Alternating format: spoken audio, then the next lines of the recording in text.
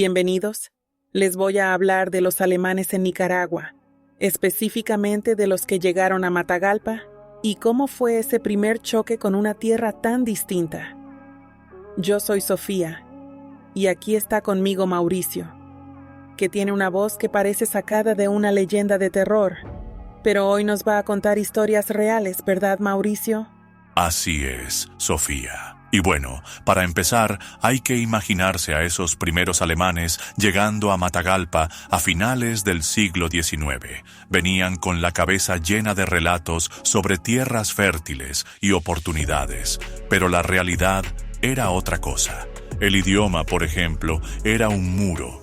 Muchos apenas sabían unas palabras en español y se encontraban con expresiones y costumbres que no entendían ni por dónde empezar. Sí, y no era solo el idioma, ¿no? Había todo un tema religioso. Muchos de los alemanes venían de tradiciones protestantes o incluso de la llamada Iglesia Católica Vieja y se toparon con una sociedad súper católica, donde hasta para casarse había que pasar por un montón de reglas y, bueno, a veces hasta humillaciones públicas. Hay historias de bodas donde el novio tenía que retractarse de su herejía en la puerta de la iglesia, vestido con un saco de bramante. Imagínate el show.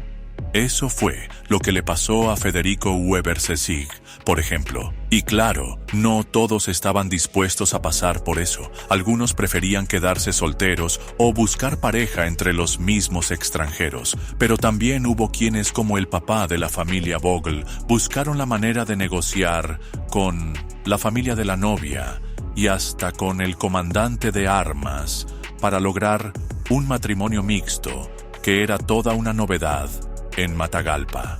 Y en medio de todo ese proceso de adaptación, aparecen personajes como Otto Kuhl. Este tipo era un genio mecánico, ¿no? Llegó sin avisar, solo con su conocimiento y su ingenio.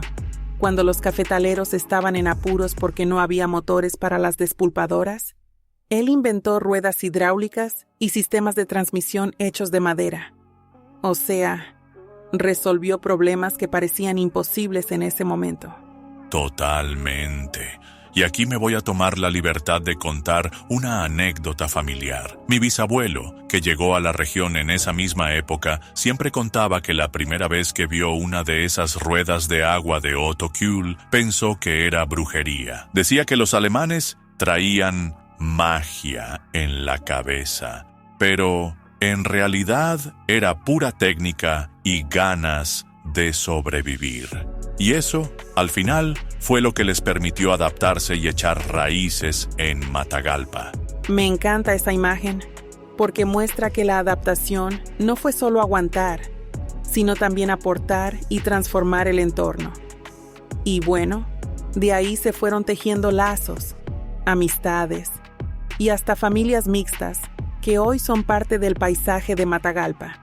Ahora, si hablamos de impacto, los alemanes no solo llegaron a sobrevivir, sino que cambiaron la economía y la cultura de la región. El café, por ejemplo, se volvió el motor de Matagalpa gracias a ellos.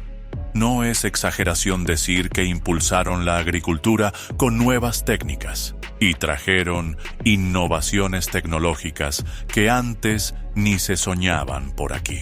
Sí, y no solo en el campo. La arquitectura también cambió. Empezaron a aparecer casas con estilos europeos y hasta la vida social se transformó. Fundaron clubes, organizaron fiestas y hasta crearon escuelas. El Club Alemán de Matagalpa, por ejemplo, fue un punto de encuentro para la comunidad y sobrevivió incluso a las guerras mundiales, gracias al empeño de las esposas de los alemanes expatriados. Y no podemos dejar de mencionar la hacienda Amonia, que fue como un modelo de innovación para la época. Ahí se aplicaron todas esas ideas nuevas, desde la represa para mover las máquinas hasta la organización del trabajo. Y la familia Vogel, por su parte, es otro ejemplo de cómo se fusionaron las costumbres alemanas y nicaragüenses. No era raro ver a los hijos y nietos guardando cuadros al óleo pintados por el abuelo o celebrando con una copita de vino en ocasiones especiales, mientras el tío Otto se tomaba sus traguitos de whisky, siempre con método, eso sí. Y esa convivencia no fue solo en lo privado. Los alemanes se integraron, pero también mantuvieron su identidad. Respetaban las leyes, no se metían en política y eran amigos del gobierno, fuera del color que fuera. Y claro, la palabra dada valía más que cualquier documento. Eso generó una confianza que ayudó a que la economía local creciera y se diversificara. Y bueno, también hubo momentos difíciles, como cuando la Guerra Mundial cortó los lazos con Alemania y muchos perdieron sus negocios. Pero la huella que dejaron en la educación, la vida social y la economía de Matagalpa sigue ahí. Es como si hubieran sembrado algo más que café. Sembraron una forma de ver el mundo y de hacer comunidad. Exacto. Y eso se nota hasta hoy, en la manera en que la gente de Matagalpa celebra, trabaja y se relaciona. Es una mezcla que ya es parte de la identidad local. Y hablando de identidad, hay algo muy bonito en cómo los descendientes de esos inmigrantes han mantenido vivas las tradiciones alemanas, las fiestas, la gastronomía, los clubes sociales. Todo eso sigue siendo parte de la vida en Matagalpa.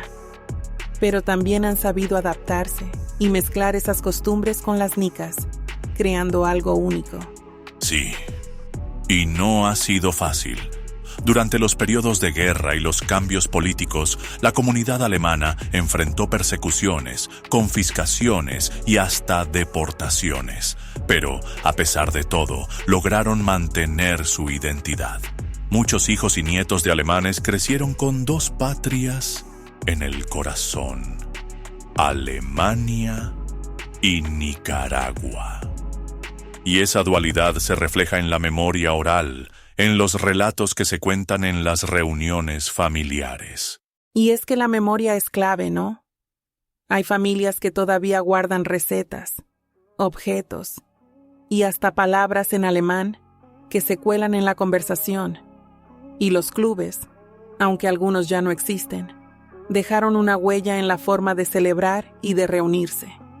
Es como si cada generación encontrara su manera de rescatar y reinterpretar ese legado. Yo recuerdo una celebración familiar hace unos años, donde se mezclaron tradiciones nicas y alemanas. Había nacatamales y salchichas, se brindaba con flor de caña y con cerveza, y los más viejos contaban historias en español y en alemán. Al final, lo que queda es ese sentido de pertenencia múltiple, de saber que uno es parte de una historia más grande que uno mismo. Y eso es lo que hace tan especial a Matagalpa y a su gente. La historia de los inmigrantes alemanes no es solo una historia de adaptación, sino de transformación y de legado. Y bueno, aquí seguiremos explorando esas historias en los próximos episodios. Así es, Sofía. Gracias por acompañarnos hoy. Nos escuchamos la próxima vez con más relatos y más voces de esta tierra tan llena de historias. Gracias, Mauricio. Y gracias a todos los que nos escuchan. Hasta la próxima. Cuídense mucho.